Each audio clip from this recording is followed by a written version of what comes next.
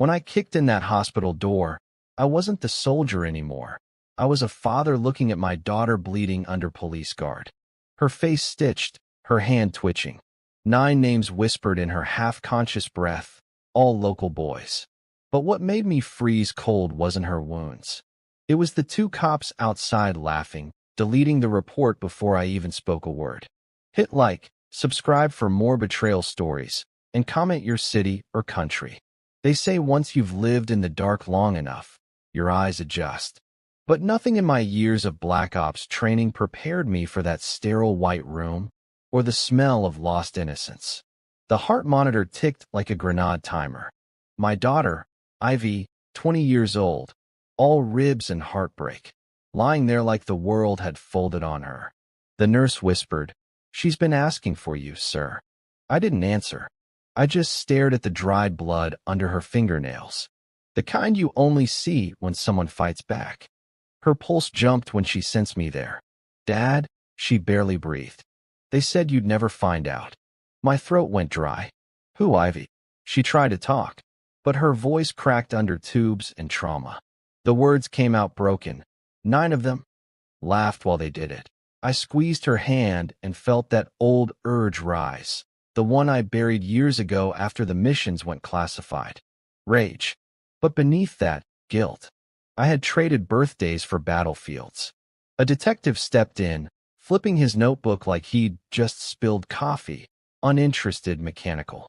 "Mr. Mason, we're logging this as a multi-party altercation." She was seen near a known hangout spot. Could have been mutual aggression. I looked at him slowly, trained eyes locking on his badge number. There was no body cam. No paperwork on the desk corner. "You take me for an idiot?" He didn't blink. "Listen, we've got priorities. Don't make this harder than it needs to be." Ivy coughed, trying to lift her head. "He said the police already know."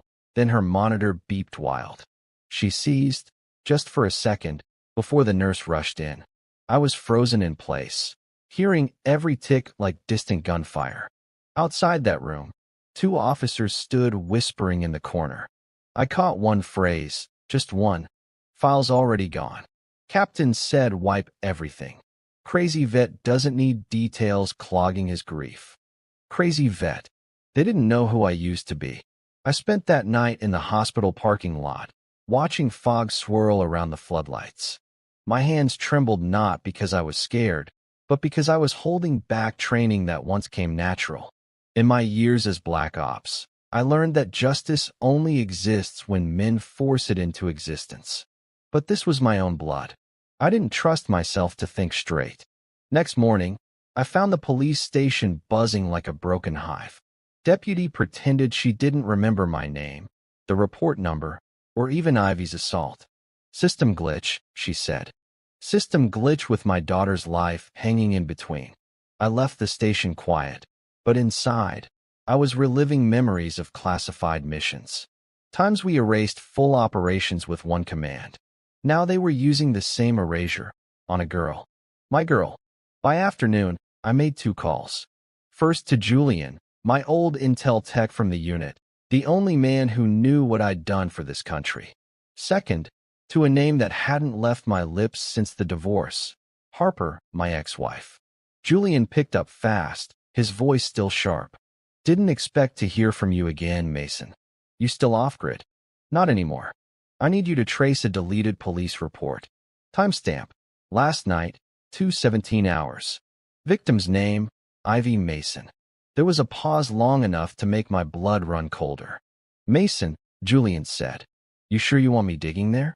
That's not a data loss. That's an intentional blackout."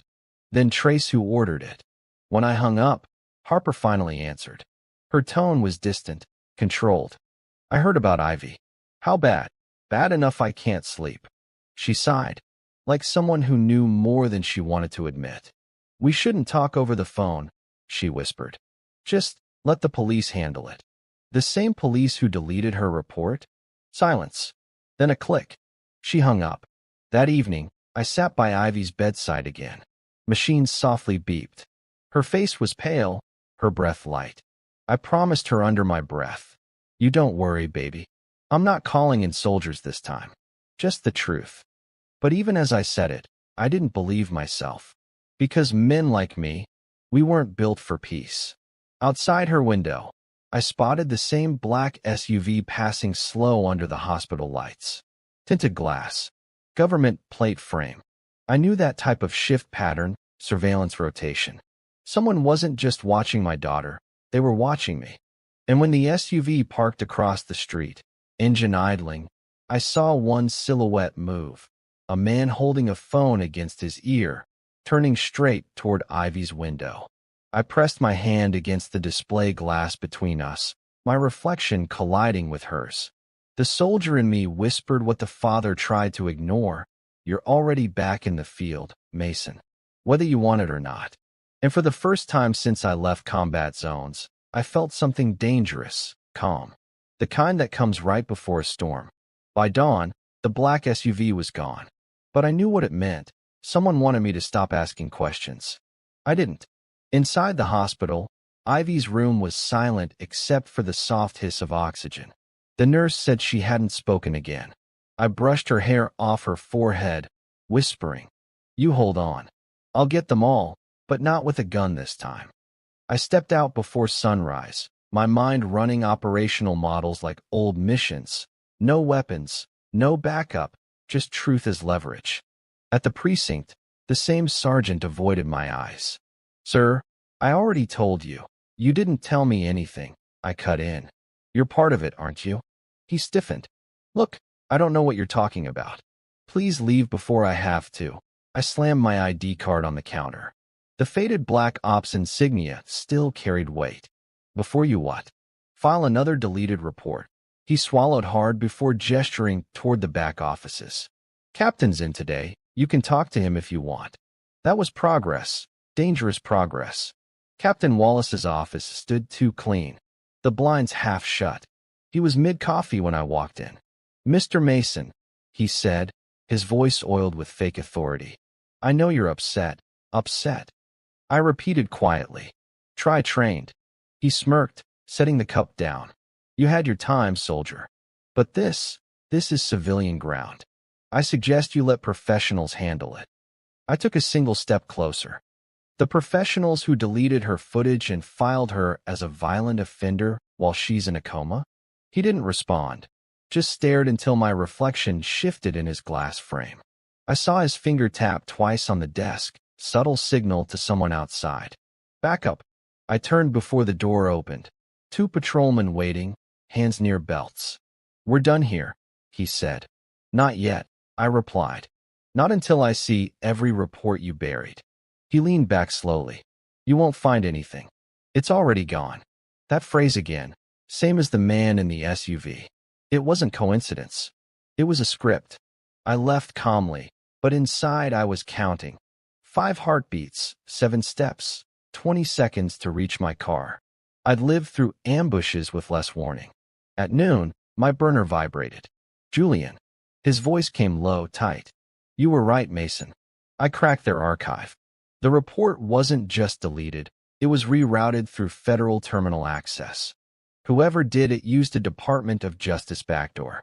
Meaning this isn't local corruption.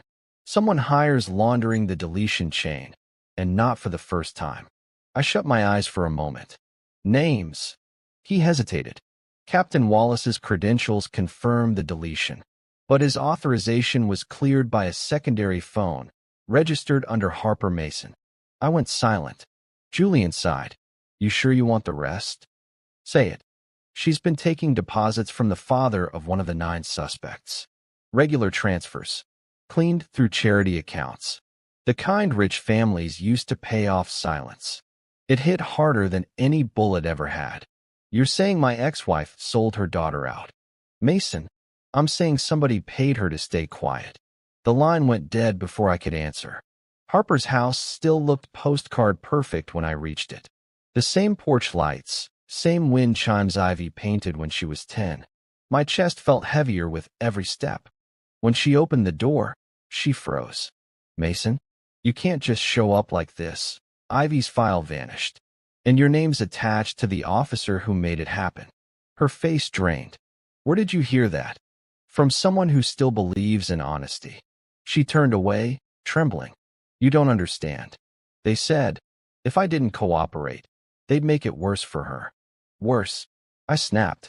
You thought this isn't worse? Seeing her like that? Hearing the word silence, bought with my child's pain. Tears spilled down her face. They said she was meeting one of the boys willingly, that the video would ruin her name. I didn't know it would go this far. I stepped closer, voice breaking. You let them own her story because they frightened you? I've been in jungles full of monsters, and never once did I trade truth for comfort. She dropped to the couch, shaking. You don't know who they are. Those fathers. Mason, they're untouchable. I picked up her phone from the counter. Transfers stared back at me. Coded accounts, identical timestamps. One of the names stood out, P. Wallace. Captain Preston Wallace. The man whose office I'd just left. I swallowed hard.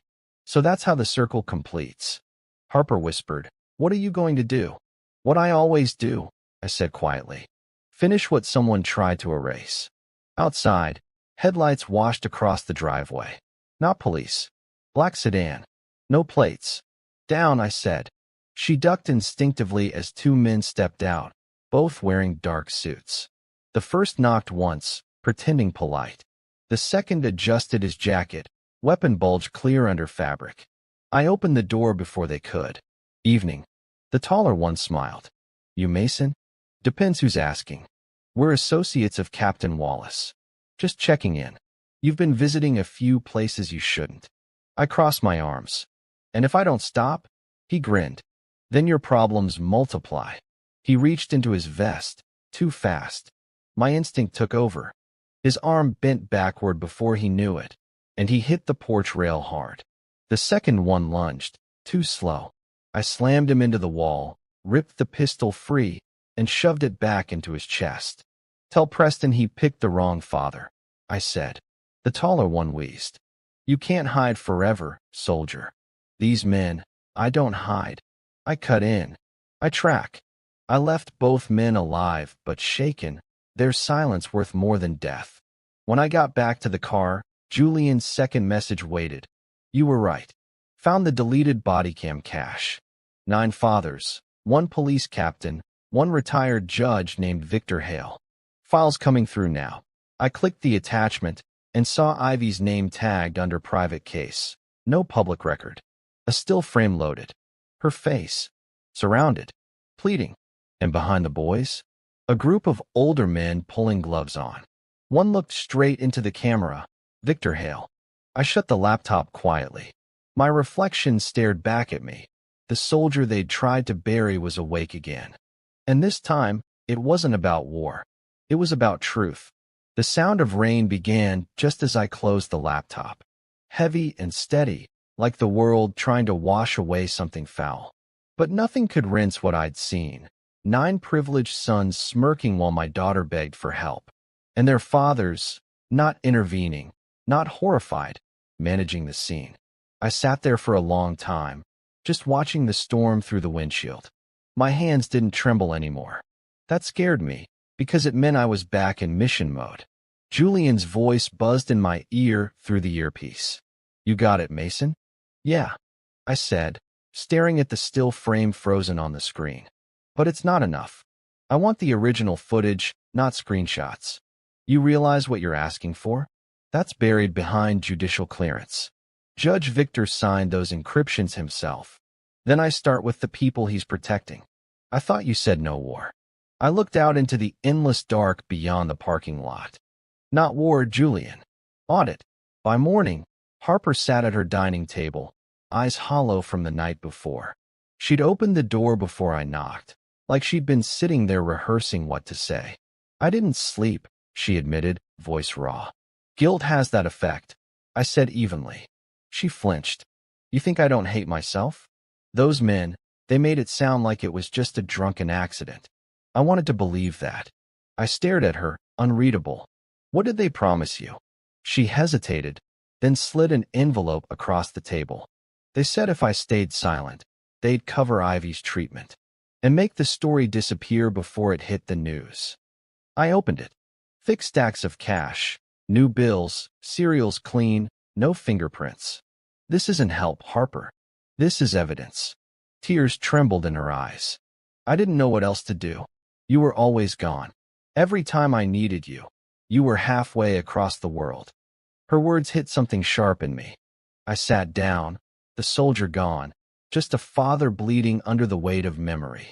I was fighting for strangers, I said slowly. But I would have walked through fire if you'd just asked. She wiped her cheeks. You think you can fix this? No, I said. But I can end the lie. She whispered, then you'll die trying.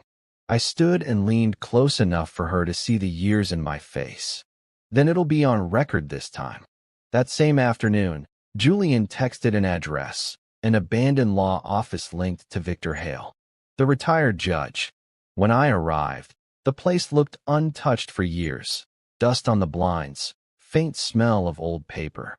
I pushed the door open and swept the flashlight across the floor. Folders everywhere, tags labeled civil settlements, closed juvenile cases, private agreements. But one drawer caught my attention, triple padlocked, tag burned off. Beneath the dust, faint letters read IVY. I pried it open carefully. Inside, not just one file, dozens. Photos of other victims. Reports marked, void by court order. Every one linked to cases involving powerful families. It wasn't about my daughter. It was a pattern, a protection ring. Behind me, a voice spoke softly. I told them you wouldn't stop. I turned fast. Harper stood in the doorway, soaked from rain, eyes red. You followed me. I had to. They'll kill you if they find you here. Her gaze dropped to the files. You weren't supposed to see that. Supposed to, I repeated quietly. You knew about all this? She nodded weakly. I saw Victor's office once. He said it was temporary, just a way to protect their reputations until trial. And you believed that? I wanted to, she cried. You think I wanted my daughter part of this circus? You don't know what it's like being powerless against these men. I do, I said softly. I was trained by men just like them. Harper stepped closer, clutching something in her coat pocket. Mason, there's more. The night Ivy was attacked, she wasn't supposed to be there. She followed one of the boys from campus. She'd discovered something. Their fathers were moving military hardware through city contracts. She told me she was going to expose them. I froze. What kind of hardware? Guns, drones, unregistered rifles. She thought she could record proof. But they found out first. Slow dread spread through me like cold steel. So this wasn't random. It was silencing. Harper nodded slowly. She wasn't just a victim. She was the threat. We stood there in silence, the weight of truth filling the air between us. I realized why the files were guarded by a judge and a captain. It was bigger than revenge. It was national liability. And now, every move I made would put me in their crosshairs. I gathered the files into my duffel. Where's Victor now? He still lives in Ridgeview Heights. Private estate, Harper said.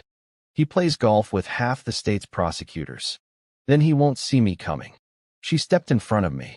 Mason, you can't confront him. He'll make you disappear before you reach the gate. I met her eyes. Then I'll disappear on my terms. That night, I waited in the car outside Victor's estate. Engine off, headlights dark. His mansion glowed faintly through rain. Wide windows, quiet halls, polished cars in the driveway. The kind of life built on other people's silence. I slipped out, every footstep deliberate. My reflection ghosted in the glass as I reached the side door. Years of infiltration training came back, automatic like breathing. One pin, 2 clicks, lock turned. Inside, the air smelled of paper and whiskey. A TV murmured in another room. Then his voice, calm, deliberate, unshaken by time. I thought you might find me eventually, Mason. I stepped into the doorway. Victor Hale sat by the fireplace, aged but alert, a tablet glowing beside him. You deleted my daughter's case, I said quietly. He took a sip of whiskey. I saved your daughter from public ruin. By letting her die unprotected? He shrugged. You of all people should understand. Collateral damage keeps the peace. Something inside me cracked, not loud, but final. Peace, I repeated. You call that peace? Victor leaned back. You want names, evidence, justice? Then bring me everything you stole tonight, or you'll never see the full file. He tapped the tablet. A thumbnail appeared, Ivy's face. Alive, hours before the attack. Footage I hadn't seen. You still have the uncut video, I whispered. A thin smile crossed his lips. Of course I do. Knowledge is currency. I stared at him, wondering how many lives he'd bought with silence. Then I said, tell me something, Victor. How much does a father's soul cost these days? He didn't answer. I turned for the door, voice steady. When this ends, Judge, you won't be able to delete what's coming. I walked into the rain. My phone buzzed once. Julian's message appearing in dim blue light. Someone's inside your house. Not police. The message glowed on my phone screen. Someone's inside your house. Not police. My grip tightened around the steering wheel until the leather creaked. Rain hammered the windshield while lightning blinked over the ridge road ahead. I turned the ignition, headlights still off, and rolled down the street with the stealth of old drills. Muscle memory from every dark op I swore I'd left behind. By the time I reached the driveway, the front door was half cracked open. No sound, just the faint hum of electricity from inside. I slipped through a side entry, every nerve awake. The air smelled faintly of cigarette smoke and wet shoes. My daughter's framed photos on the wall were shifted, small, deliberate. Someone wanted me to know they'd been here long enough to study my life. In the living room, one light burned, just above Ivy's old piano. A man stood beside it, calm, coat still dripping. He didn't raise a weapon. He just spoke softly. Mr. Mason, I was asked to deliver a message. From who? He smiled faintly. You already know. Judge Hale. Go ahead, I said.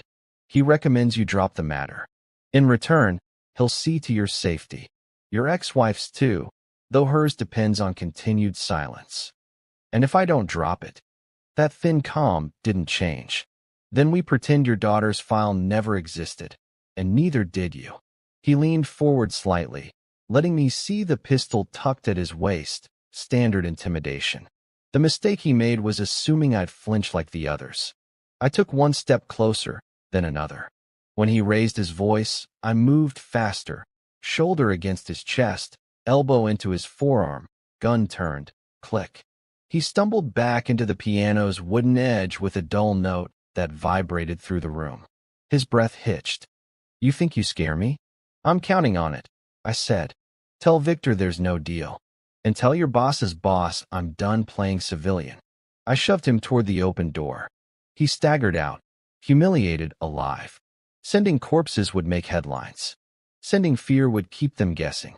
After he was gone, I grabbed my phone and called Julian. You see that? I saw movement, yeah? You good? They sent one. Just one. Which means they're testing how far they can push. Julian's voice cracked with static. You still got the files? They're safe. Then move, he said sharply. I decrypted one of the smaller folders. Mason, this is massive. Half those fathers are funding contracts with defense pipelines. They're moving stolen rifles through dummy federal programs. My silence said enough. He added quietly, you need an exit plan. They'll burn the city before they let that leak. No exits, I said. Only exposure. By morning, the rain stopped. I parked near the courthouse where Victor Hale used to work, now locked down for renovations. Outside, every guard wore private security patches. They weren't watching for vandals. They were watching for me. I circled to a nearby cafe, sat where I could see the front doors. The walls hummed with courthouse memories. Men like Hale pretending to deliver justice while burying proof under signatures. I transferred Julian's decrypted files to an encrypted drive, labeling it untouchable. If I went down, at least the truth wouldn't. 20 minutes later, a shadow approached my table. Gray coat, sharp eyes. It was Grant, my old teammate. Mason, he said under his breath. You should have called. Didn't think ghosts carried phones. He sat opposite me. You're stirring up something bigger than you think. Hale's network runs deep, Finance, weapons, local law. He's protected as long as those contracts keep breathing. So I suffocate them. Grant sighed. Still the same old operator. I leaned in. You know why I can't stop? That girl lying in a hospital bed. She's the only piece of humanity I didn't lose over there. He stared at his coffee, then nodded slowly. Fine. I'll help you. But if we're doing this, we do it smart. Quiet. We need leverage, not blood. That's all I want, I said. Leverage. Grant handed me a small USB stick. Inside is Victor's offsite ledger. Lists every transaction connecting the gang fathers, police donations, and federal accounts. The moment this hits daylight, everyone on that chain collapses. He paused, eyes flicking toward the cafe window. But you need to survive long enough to use it. Outside, a black sedan rolled by, same plate frame as before. Grant muttered, We're tagged. They're sweeping near. We split fast. No words, just hand signals. I slid out the back alley, cutting across a parking structure, vanishing behind delivery trucks until the tail lost vision. That evening, I drove to the courthouse again. Phones silenced, rear view checked. Inside the storage wing, I found a sealed evidence room, Victor's department archives. I bypassed the keypad using a trick Julian once taught me, looping the circuit with a metal clip until the door buzzed open. Rows of boxes towered inside, paper records going back years, right where the rot lived. I scanned tags until I froze on one marked Case 917, B, Internal Affairs. Inside, photos of officers, invoices, credit links, and witness statements. Among them, a report signed by Captain Wallace, dated the same week of Ivy's attack. I read one line twice before believing it. Victim was considered cooperative under supervision. Withheld information classified trade evidence. They'd used her, questioned her, then silenced her. The sound of a door creaking pulled my attention, footsteps echoing. Someone else was here. I edged behind the shelves as a flashlight beam sliced through the rows. A voice whispered, You shouldn't have come here, soldier. I recognized him instantly, Captain Wallace himself. Alone, gun raised, eyes burning with tired arrogance.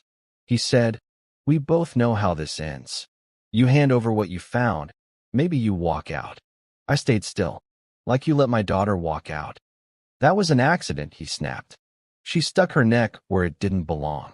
She belonged everywhere truth still existed, I said quietly. He stepped closer.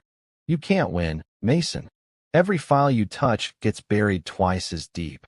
You're up against men who decide which wars even exist. I moved before he finished, ripped a box from the shelf, tossed it into his light. He flinched, shot once, missed. I grabbed his wrist, twisted hard, gun clattering on the floor. He slammed into the table edge, groaning. I held him there, breathing steady. Who ordered it? No one. I applied pressure until cartilage popped. Who ordered it? Victor, he gasped. It always goes through him. He handles the cleanup. The fathers pay, he collects. That's how it works. I let go. He dropped to the floor coughing. This won't stop him, Wallace muttered. He's untouchable. I started walking away. Funny thing about power, people stop checking if it can bleed. Outside, night swallowed the courthouse again. I slid into the driver's seat, rain starting to fall anew. My phone buzzed, Julian again. Mason, he said fast, almost panicked. Someone's deleting my access. Remote lockout. They're erasing the files right now. Where are you? Downtown lab. 3rd floor. Hurry. His voice broke off in static, then silence. Lightning flashed through the windshield. I felt that familiar cold crawl across my spine once more. They were cleaning house, and I was next on their list. By the time I hit the downtown turnoff, the city looked like a storm swallowing itself. Sirens howled 2 blocks away, neon lights dripping across the rain-streaked glass. I pressed harder on the gas. I didn't care about speed traps, red lights, or the camera systems that probably already had my plate logged. Julian's last words replayed in my head, then the static. He never froze like that. Never panicked. The man could run a black site server while drinking cold coffee on 2 hours of sleep, which meant whatever was happening inside that lab wasn't digital, it was physical. The building came into view, an aging tech center with more broken glass than employees. Every light except one was out, the faint blue glow of the third floor. I parked 2 blocks over and moved fast. The alley smelled of ozone and engine oil. The elevator was dead, so I took the back stairwell. 3 floors up, step by step, ears tuned to every scrape and echo. The door to Julian's lab was ajar. A single red LED from a server rack blinked like a dying pulse.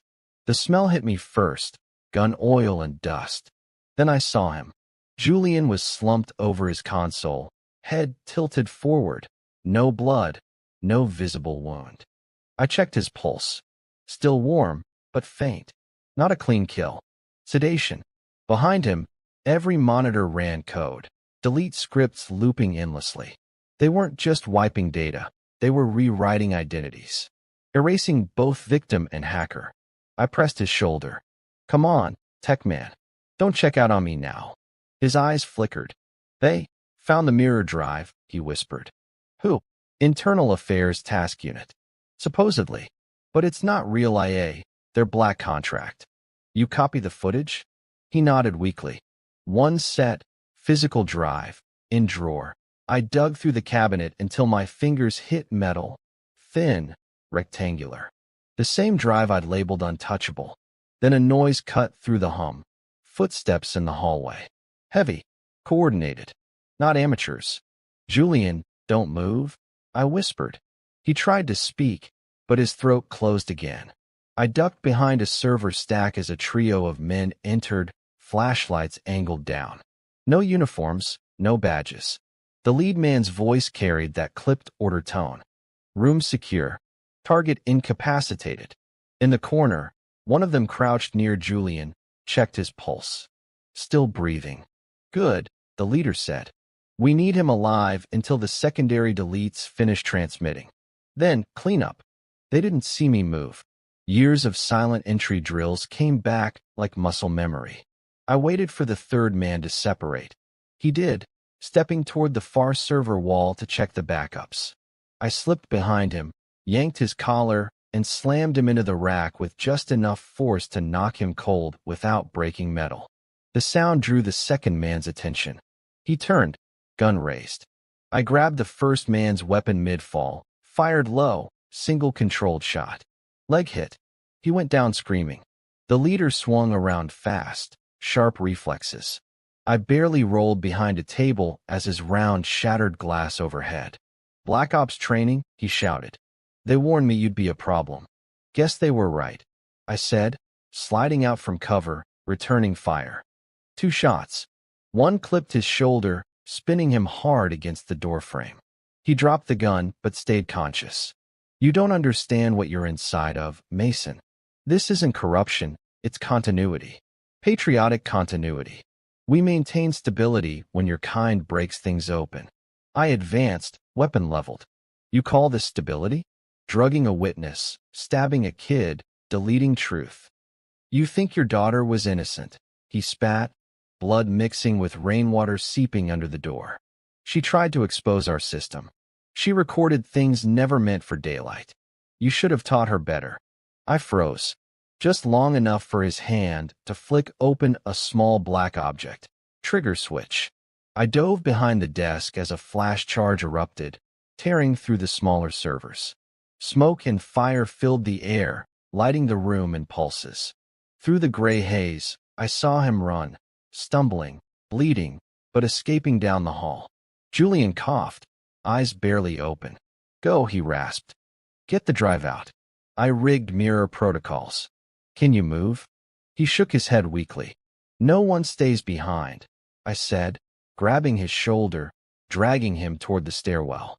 The smoke alarms had begun wailing, but no sprinklers triggered. Automatic disable, professional breach cover. By the time we hit the parking lot, my lungs felt raw. I tossed him into the passenger seat, slammed the door, and accelerated away from the burning building.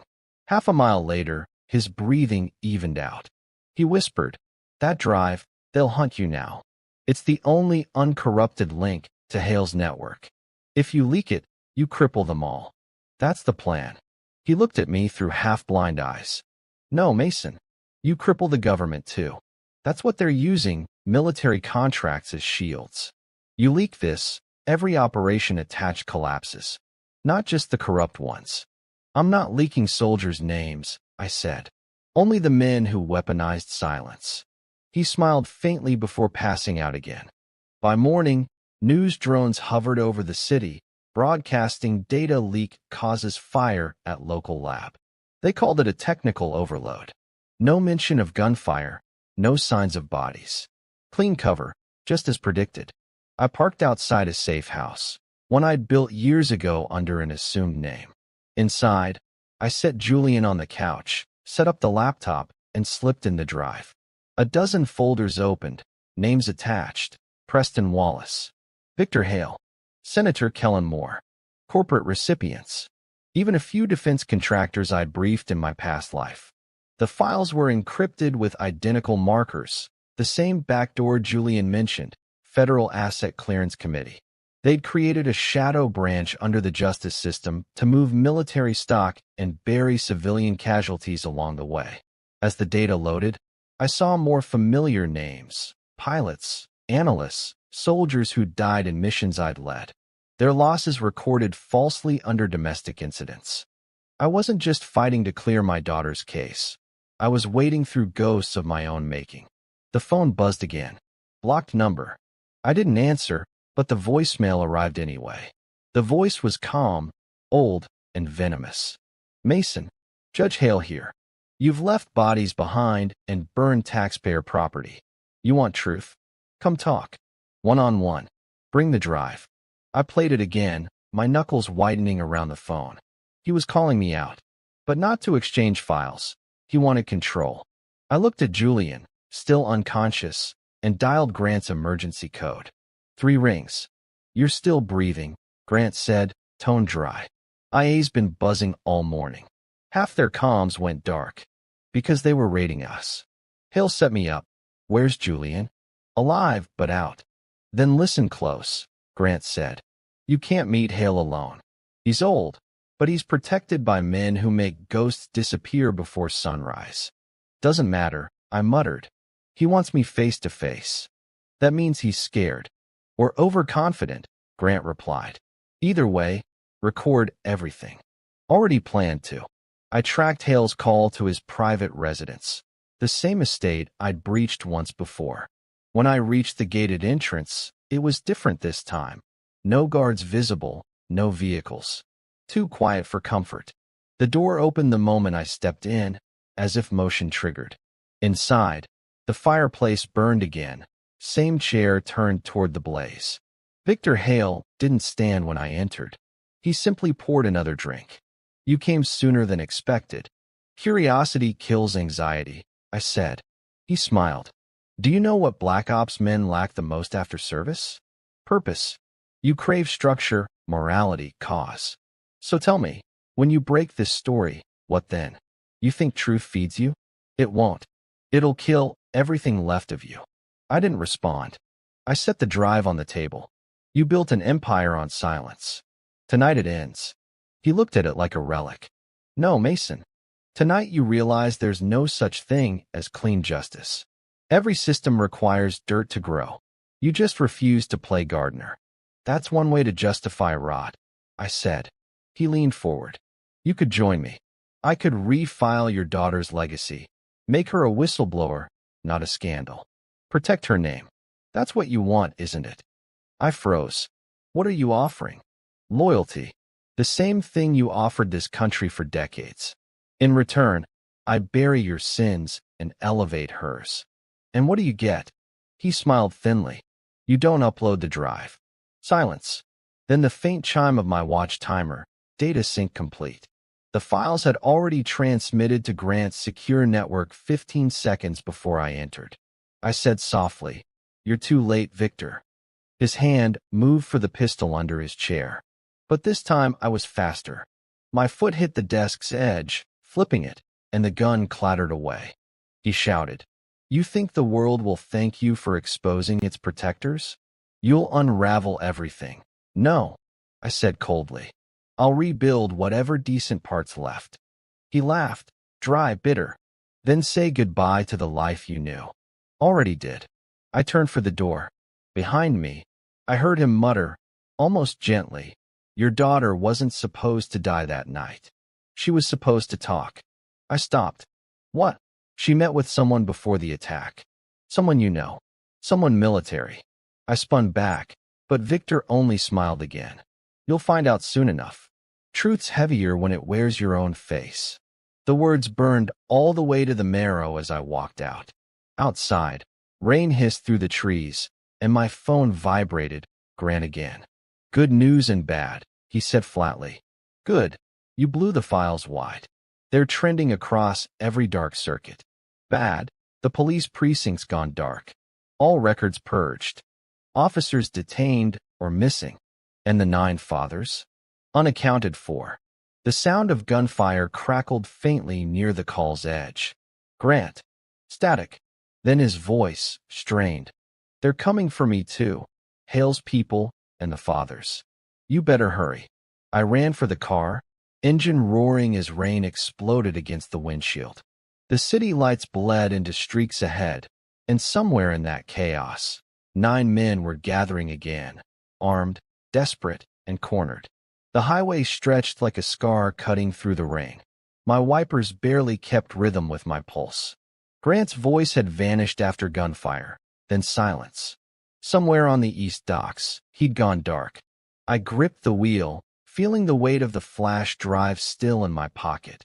The one Hale wanted, the one that could end this all. Every turn, every streetlight, reflected ghosts of Ivy's face behind my eyes. By the time I reached the docks, the night smelled of fuel and salt water. Shipping containers lined the pier like tombstones. A single cargo lamp swayed above, lighting what looked like a bleeding shadow near the fence line. Grant. He was sitting against the wall, breathing heavy, blood slipping through his fingers. But when he saw me, he smiled faintly. "You're late." I knelt beside him. "How bad?" He glanced down. "Enough to make this conversation short. They took the backup drives, Mason. The same men from Hale's circle, Wallace, and the rest. Their sons were with them this time, armed like they knew how." His voice rasped, brittle like paper. "But I managed to keep one thing from them. Something you're gonna need." He reached into his vest and pulled out a memory card. "What's on it?" I asked. "The real footage," he said. "From Ivy's phone. Julian decrypted it before the raid. You never saw the full version." I froze. I thought it was lost. So did they. Ivy had it backed up to her college server before they attacked her. But it wasn't just their faces, Mason. It was more. I slid the card into my handheld drive and hit play. Rain hissed around us, wind cutting across the dock while the video loaded.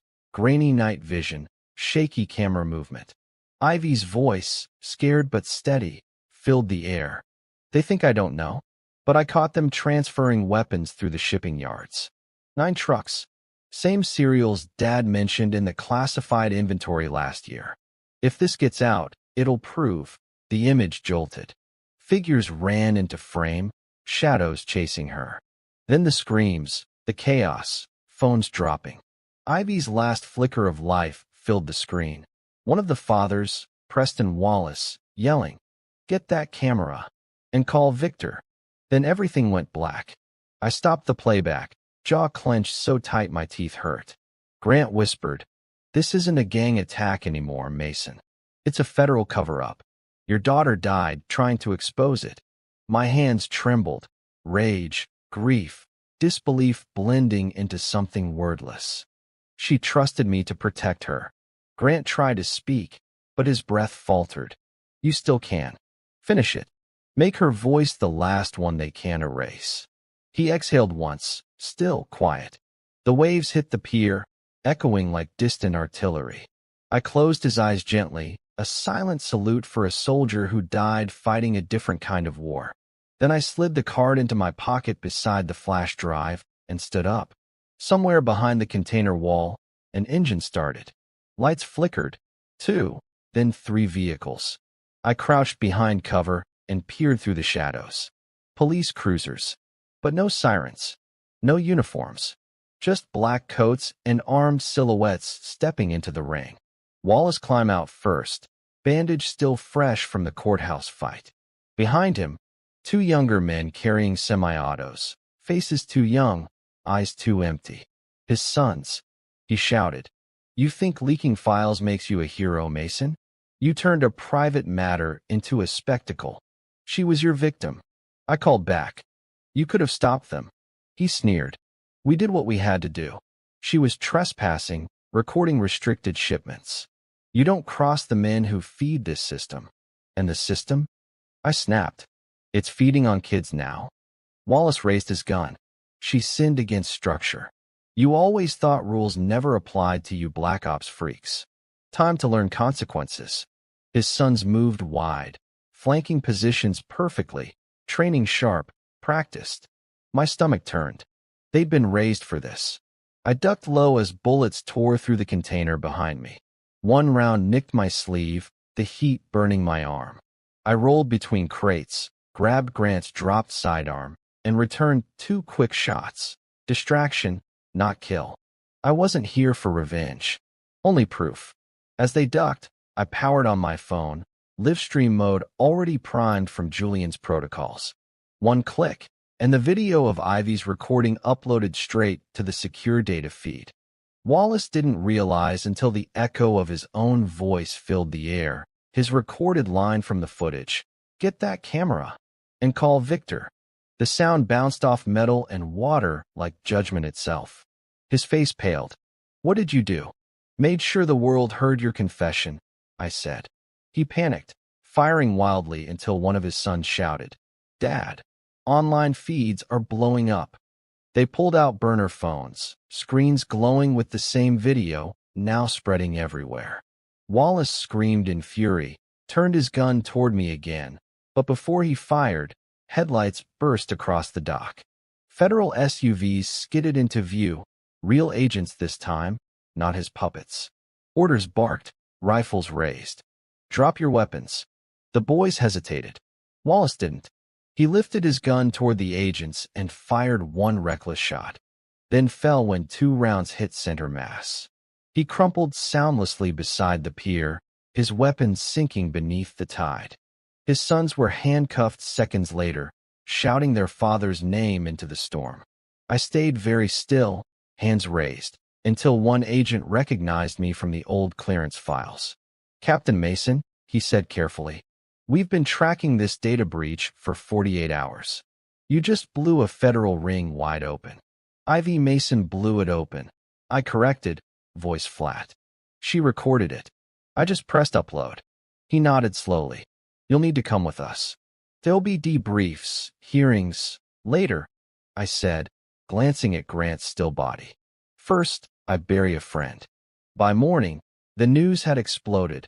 9 families under federal probe for arms trafficking and police corruption. Victor Hale's face flashed across every major network. Judges, captains, senators, arrest warrants lined in digital ink. I watched it quietly from a motel room window, coffee cooling in my hand. Harper called once, crying, saying she'd seen the footage too, saying she'd never forgive herself, but finally understood what Ivy had tried to do. "I just wanted to protect her," she whispered through tears. "So did I said. "We both failed." But her truth didn't. Outside, the storm had broken. The air felt clear, but heavy. I powered my phone again, opening the uploaded stream one last time. The final frame froze on Ivy's frightened yet defiant face. She looked afraid, yes, but also unbreakable. And for the first time in years, I didn't feel like a ghost. The war was over. The mission wasn't revenge, it was legacy. The world had woken up screaming. By sunrise, every screen, every feed, every newspaper headline was splashed with Ivy's footage. Millions had watched my daughter's last brave breath. They called her the girl who exposed the hidden war. Hashtags trended, pundits speculated, and politicians stumbled over each other on live TV pretending to be shocked. But I knew better. The machine had simply eaten one of its own. Now it needed to spit out a few sacrificial names before tightening control again. Victor Hale was still out there. Not arrested, not touched, just silent. And silence from men like him never meant fear, it meant planning. I poured black coffee into a chipped mug and stared through the motel window as helicopters thudded across the skyline. Every vibration in the walls made me remember field raids, the calm before more chaos. For the first time in decades, I wasn't fighting someone else's war. This one was personal. The burner phone rang once. Unknown number. Who is this? A woman's voice. Controlled, crisp. My name is Fiona Miles, federal prosecutor. We're building the case against Victor Hale. You're our primary source. I'm not giving interviews. This isn't an interview, she said. It's survival. Meet me downtown, Federal Annex Building, noon. Come alone. Click. The courthouse plaza felt wrong the moment I stepped out of the cab. Too still, too watched. Fiona Miles waited under the entrance arch. Neat ponytail, tin coat, eyes like someone who'd learned to lie only when necessary. She motioned toward a side corridor away from the main cameras. We'll talk here. You understand we need your cooperation? I gave you everything, I said. The drives, the files, the proof. Yes, but ICA's oversight panel wants a personal statement. They need details only you have. The audio of Victor Hale admitting the system existed. Do you still have it? I kept my tone flat. I turned that over to your forensics team 2 nights ago. Her blink was too slow. That's impossible. Why? Because our archives say it never arrived. I felt the shift instantly, the air tightening, footsteps echoing in the hall. My hand itched toward the knife clip hidden in my jacket. You're not here to protect me, are you? She held up both palms, calm. Mason, listen to me. Hale still has allies inside. They've erased the chain of custody. You're the only clean link left. That makes you their target. Before I could answer, the window at the corridor's end burst inward, 2 black-suited men firing suppressed shots. Fiona dropped, pulling me behind the bench. Plaster dust rained down like snow. She shouted, Go? Use the fire stairwell. What about you? I'll stall them. I hesitated for half a second before grabbing the discarded drive and running through the smoke. The stairwell door creaked open under my shoulder. Gunfire followed, sparks jumping from the metal frame. I hit the steps 2 at a time until I reached the basement service exit. Outside, rain slicked the pavement again. My heart hammered steady, combat calm. I sprinted through back alleys until I reached the old tunnels beneath the rail yard, a maze only city workers and men like me ever used. When I finally stopped, my breath ghosted in the cold. Fiona's voice echoed in memory. They've erased the chain of custody. She'd risked her life to warn me, which meant there was still one chance of exposing Hale for good. The ledger. Julian had told me before he died that Hale's financial records were curated through offshore shells under fake charity fronts. If I could trace a live transaction, I could tie him directly to those shipments Ivy recorded. I powered on the old laptop from my go bag and connected the last surviving encryption chain. The interface blinked, struggling against surveillance locks. 10%, 40, 80. Then a message line popped up mid-screen. Leave now. Roof 5 floors up. No sender ID, no IP trace. I looked up. Through the grating overhead, a faint red dot blinked. Not a target, a relay laser. Someone was tracking me, guiding me. I found the maintenance ladder and climbed fast. The roof opened to the night again, noisy, wet, alive with city hum. Across the adjacent building stood Harper. She looked different, hair tucked under a hood, eyes hollow but clear. In her hands, she held a folder sealed with red tape. You shouldn't be here, I called. She stepped closer, rain streaking down her coat. You think you're the only one trying to make things right? I took this from Hale's penthouse before they locked it down. She handed me the folder. Inside, photocopies of bank statements, donation contracts, even private letters. But one page froze my pulse cold. A list of payments labeled Defense Asset Compensation, IV Mason. Dates, amounts, signatures, and one last note, scribbled in pen. Transfer approved by Operative Grant Walker. I stared at her. Grant. She nodded. He was supposed to cover your daughter's safety. Hale paid him months before that night. Grant wasn't crooked, just terrified. They owned him. The rain hissed between us, heavy as disbelief. So I've been fighting ghosts, I said quietly. And one of them was on my own payroll. Harper's voice cracked. They made him choose, your life or hers.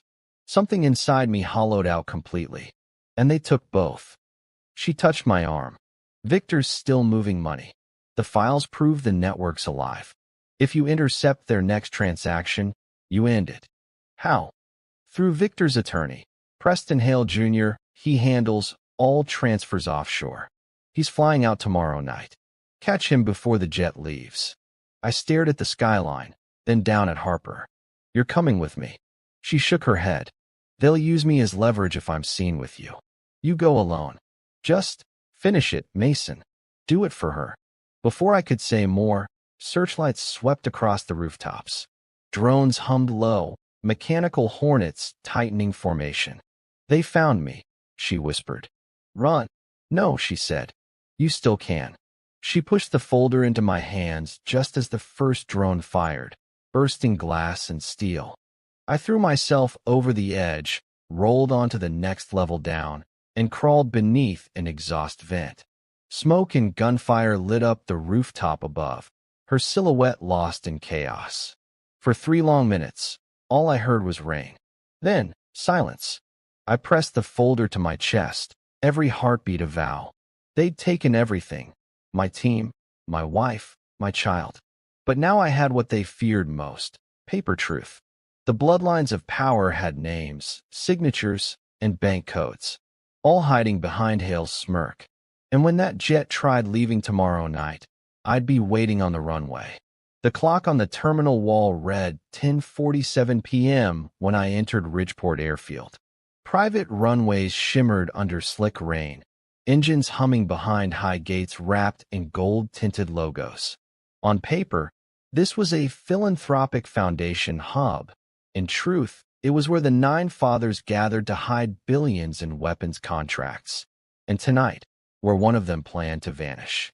I blended with the maintenance crew, hauling a worn duffel over my shoulder, cap low against the drizzle. The folder Harper gave me was wrapped in plastic inside.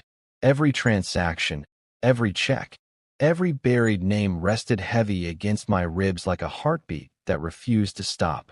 Down the tarmac, the Hale jet was prepping. Rounded fuselage, polished silver wings. Same plane Ivy once mentioned she'd photographed at the docks. Now, it waited to lift off into darkness with proof of every buried crime strapped in its cargo bay. 2 silhouettes appeared near the boarding stairs.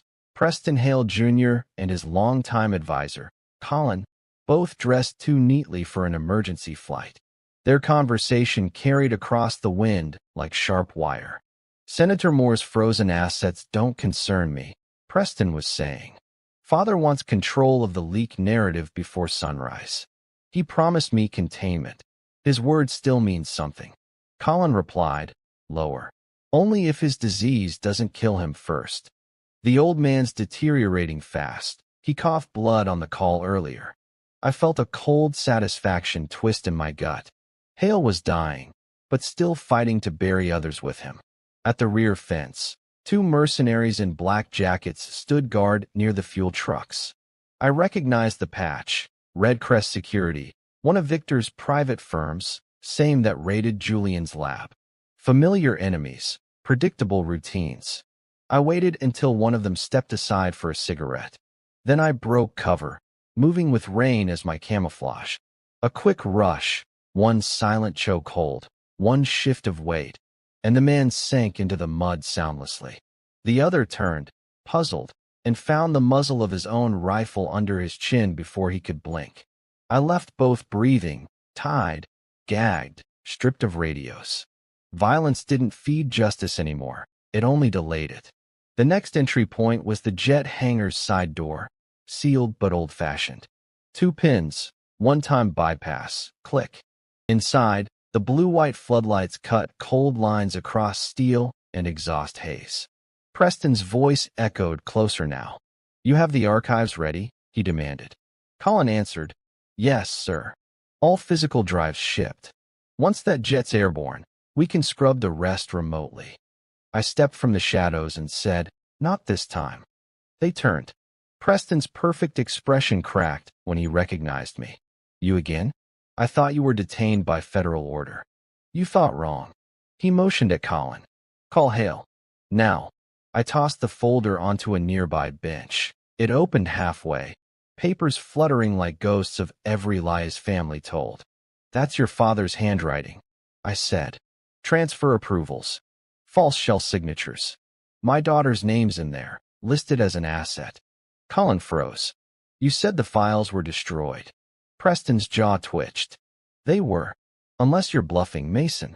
"Try reading," I said quietly. Page 6. He glanced down just long enough for me to see panic bloom behind his arrogance. These are internal drafts. They don't prove purchase intent. They prove conscience," I interrupted. "And you'll have to explain them to everyone watching right now." His brow furrowed. "Watching?" I tapped the camera in my lapel, live feed glowing faintly red. Federal network. Same as the one Ivy used. For a second, Preston looked like a boy, stripped of his empire's armor. Then he snapped back, eyes full of inherited cruelty. "Do you think you can humiliate my family again? Father built this nation's shadow structure while you were fetching orders." I stepped closer. "And your father's dying under it. He sent me once, Black Ops deployments he signed with civilian funding. He broke oath, and now he's sick from his own poison." He laughed bitterly. "And you want to play savior? Please. You're a soldier. Dogs like you need masters. You fall apart without someone giving you a cause." "You're right," I said softly. "I lost my cause the moment she died. I'm just here to give it meaning." For a fraction of a second, the storm outside silenced. The air thickened, every drop, every hum of engines holding still. Then a third voice, older, deeper, hollow with fatigue, echoed from a speaker overhead. "Enough, Preston." Victor Hale's voice. Remote. Weak, but unmistakable. "I'm watching, Mason. I knew you'd trace the line." I turned toward the security intercom. "Then watch this. Your heirs are crumbling, Victor. Your empire's burning online. You can't erase it this time." "Erase it?" His voice rasped into a cough. "Son, you still don't understand. They built the system to survive exposure. You hand them chaos, they sell order. They win either way." I clenched my fists. Not when truth outruns profit. Truth dies in fatigue. People forget, media moves on, data decays. But money regenerates. And now, every soldier like you is a fossil in my design. Preston looked horrified.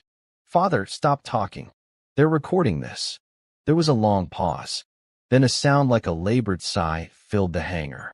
"Let him record," Victor said. "Let them all hear. I started the shadow wars long before Mason. But the children, my students, they took it further. Even now, they're coming. You think you've ended it? You just invited transition." Static cut the broadcast short. Preston screamed at the console, smashing it with his palm. Dad! Dad!" But all that came through was weak feedback and a final faint cough. Lights flickered, power surge. Then I heard the unmistakable thump of approaching rotors outside. A helicopter. More headlights streaking across tarmac. At least 4 SUVs sliding to a stop by the main gate. Hale's reinforcements, corporate paramilitaries. Colin panicked, grabbing a weapon. "They're here for us." Preston looked torn between rage and terror. He wouldn't abandon me. "He just did," I said. I stepped back, voice firm but low. "If you want to live, walk out with me. Testify against him. Name every father, every payment, and you walk out breathing." Preston's silence stretched long. Then the echo of the helicopter grew louder. He swallowed, lifting his gun halfway. "That's not how men like us survive," he said coldly. I shook my head. "Then you're already dead." He pulled the trigger first, but by then I was gone, throwing the overhead switch that killed half the hangar lights. Darkness swallowed his next shot. Sparks flared as I slammed into Colin, disarmed, kicked the gun away, then pressed the emergency beacon. Sirens wailed from the outer decks. Federal emergency code Julian had embedded in my vest months ago. Through shattered windows, I saw red and blue flashers approach, real agents this time. Preston froze between choices. For a brief moment, guilt wavered through his eyes. Then he ran, vanishing toward the runway. Agents stormed in seconds later. I raised both hands. Colin hit the floor, babbling everything. I told the lead agent, "The rest's on that jet. Pilot's prepping escape with the data core." She nodded sharply, radioing pursuit teams. As they hauled Colin away, I looked out at the storm, watching the jet's engines ignite, fiery blue against the crawling dark. For a moment, I thought Preston might actually escape again. But then the runway erupted in flashing red. Tires screeched. Agents swarmed. The jet halted under their floodlights. The cycle was breaking, one name, one arrest at a time. And for the first time since Ivy's scream had haunted the night, I exhaled without anger. The hangar doors rattled as another wave of wind pushed through. Blue lights painted the wet tarmac where armed agents gathered around the arrested men. I watched through the glass as Preston Hale Jr. sat cuffed on the ground, face buried in his hands. For the first time, the arrogance was gone. He looked hollow. An officer stepped over to me. "We'll process him before dawn." "But Mason, director wants your statement tonight." "Director?" She nodded toward the dark SUV rolling to a stop. A door opened, and out stepped a tall, silver-haired man in a charcoal coat, Federal Director Victor Hale himself. Every part of me froze. The arrest team stiffened, confused, uncertain. He wasn't dead. He was here. He stepped closer, frail but steady, eyes sharp behind the sickness. "You've always been thorough, Mason, even when you shouldn't be." I felt every muscle tighten. "You faked the hospital records." "I needed freedom," he rasped, voice low but cutting. "You forced me into the open. Congratulations." The lead agent turned.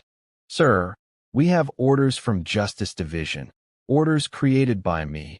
Hale interrupted, waving the man silent. "These men work for my division. Not yours, not his. The system still breathes because I allow it to."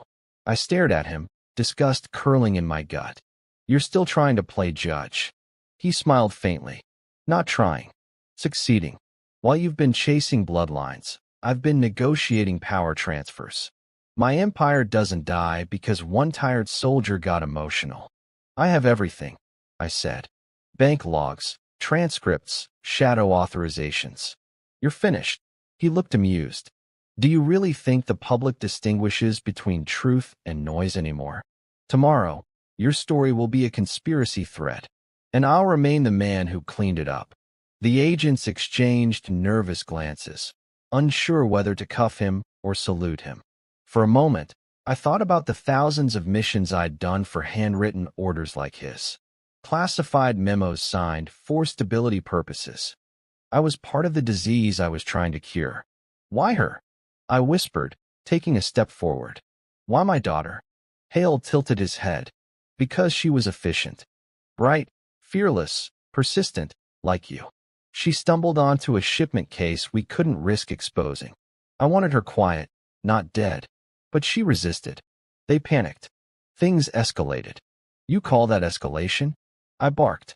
"She bled out in an alley while you deleted her name from the database."